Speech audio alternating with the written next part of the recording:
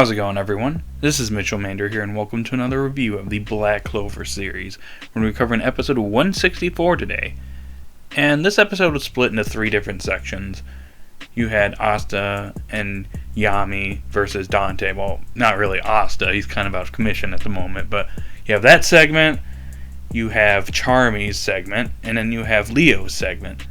And I have to say, overall, this was a very solid episode. So, before I get into the review, if you like this type of content and you're new to the channel, be sure to like, subscribe, and hit that notification bell. Anyways, let's get on to that review, shall we?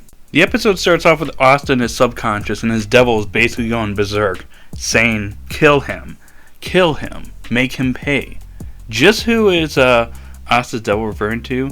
He's referring to seemingly Dante, but there's some deeper meaning here, and, well, more on that later, I suppose, because Asta wakes up, but unfortunately, due to his injuries in his battle against Dante, and due to what's probably going on with his devil right now, his body will not move, so he can't really do anything, but it seems like Yami is handling the situation pretty well at the moment. Unfortunately, Dante is just too powerful, and he heals all the wounds Yami gave him flawlessly. Yami over here, he's stunned, but he's wondering, hey, why do you even want me? Why am I so special? Why do you need me? I can't be that special. Well, Dante explains to Yami, yeah, just exactly what his plans are going to be. So, the goal is to capture Vengeance, because William Vengeance has World Tree Magic, and Yami has Dark Magic. If they combine the two, they'll open a thing called the Tree of Qliphoth, I think that's how you pronounce it. Basically, the gates of the underworld will just open up, and devils will pour out, and it'll pretty much be the end of the world. And why does Dante want to do this? Well, so we get a bit of a backstory for good old Dante here, the Simp King. And it turns out the dude's a bit of an emotionless and remorseful dude. So apparently in his past he just killed people. He killed a dog, he killed a bunch of people. And it's implied that he killed his wife, which is pretty dark, man. And he did this all because he's bored. He literally just tells Yami, yeah, I was bored. And you know what? Opening up the underworld, yeah, that's going to excite me. Have all these devils come out. Nothing excites me in life, so let's open up the gates to the underworld, pour out all the devils, and things are going to get very interesting after that. I won't be bored anymore.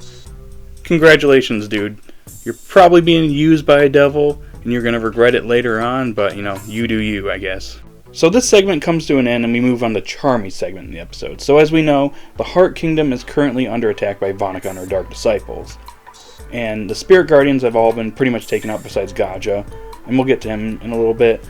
But anyways, Charmy heads out. She's pretty upset because she's grown to love the Heart Kingdom, the people there, and the food that's produced there. Especially the food, because in the last 6 months she's gotten quite fat. So she's pretty upset, so she heads into battle to see who's causing this. So one of the Dark Disciples she encounters is a girl by the name of Halbert. I think that's how you pronounce her name. But she basically has this hair magic. Her devil powers grant her hair magic, which is pretty powerful and is causing a lot of damage. And Charmy goes to face off against her, and she basically mocks Charmy, calling her just a fatty. And she's like, oh, you're just not, like me. You're not beautiful like I am. Get out of my face, you ugly, fat creature. But Charmy is not going to go down without a fight. So she summons her giant sheep to attack, but it seemingly does nothing, and Charmy ends up getting stabbed multiple times by Hellbet's hair over here. And Charmy is seemingly defeated, but all this does is awaken her true powers. So she turns into that half-human, half-dwarf hybrid that she showed off back during the reincarnation arc. And that wolf shows up, and it's kind of hilarious because it pretty much turns into basically a mana kitchen. And the wolf ends up eating the Dark Disciple's hair, causing her to lose her powers. And that's when Charmy goes in the JoJo mode and just basically pummels her into oblivion. Takes her from being a very beautiful woman to being beaten to a pulp, so I guess she got what she deserved. Now, moving on to Leo's segment in this episode. So Leo is facing off against a Dark Disciple in the Heart Kingdom, and this guy is basically sniping him from long distance. And he's got these eyes that are basically looking at Leo at all times, and is basically sniping him. And turns out that in a little bit of a flashback scene, it looks like one of Leo's strengths here is his durability. So he keeps saying, I gotta just keep holding on. until I defeat this guy. And this Dark Disciple claims, yeah, I've never been hurt before, so yeah, it's not going to happen here. Unfortunately for this dude, Leo has actually been secretly creating a magic circle under him and uses a Crimson Eruption on him, which actually hurts him. And the reason why this happened is because he was so focused on Leo the entire time, he didn't realize he was secretly doing this. So he basically screwed up. And Leo basically finds where he's at and basically takes him out completely. So, nice work, Leo. Now, while this is going on, Gaja actually takes out another Dark Disciple himself. So it seems like all the Dark Disciples have been taken out, so Noelle, Mimosa, and the Heart Queen are celebrating. However, that's when Vonica herself shows up with one of her Dark Disciples, this creepy dude with this long tongue. And she's there to greet them, and that's pretty much where the episode comes to an end. And next week's episode is going to be quite the exciting one, as we're finally going to be seeing Vonica in action. Now, I will say I think the anime did a pretty good job with this episode. In this part of the manga, like, even though I like this arc, it's kind of all over the place, because you got Yami and Asta versus Dante. You got Vonica invading the Heart Kingdom, so you have various battles going on here with Charmy, and Leo, and Gaja, and Luck, you know.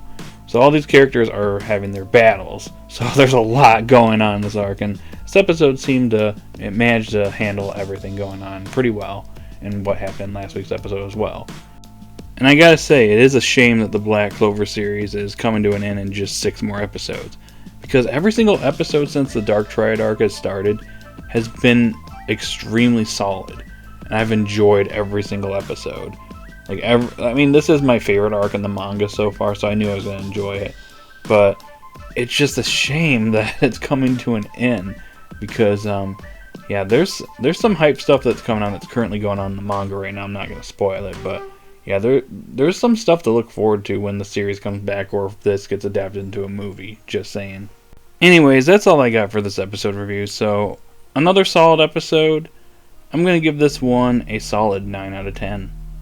Guys in the comment section down below, what did you think of this episode? Did you love it? Did you hate it? What did you think of Charmy and Leo's spotlight in this episode? Did you enjoy it? Did you hate it? Post your thoughts in the comment section down below. Be sure to like, subscribe, and hit that notification bell if you're new to the channel. Anyways, I'll talk to you guys later. Have a great day or night wherever you're at, and peace.